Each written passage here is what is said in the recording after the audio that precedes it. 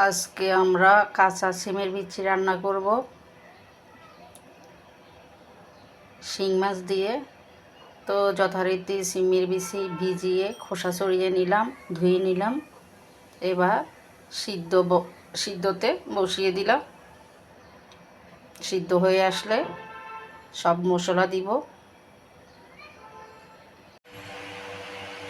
তো দিয়ে দিলাম এখানে লবণ, হলুদ, মরিচ, পরিমাণ মতো মরিচের গুঁড়া দিয়ে দিলাম।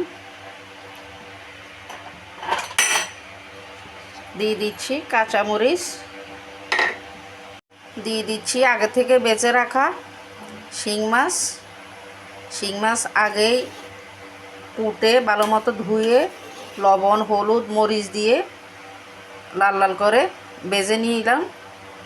এখন শিং মাছ দিয়ে দিলাম।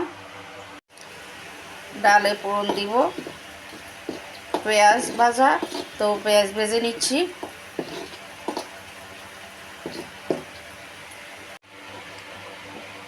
দিয়ে দিচ্ছি ভাজা পেঁয়াজ, নেড়ে চেড়ে উতলিয়ে নিব। জিরা গুঁড়া দিয়ে নামিয়ে নিব।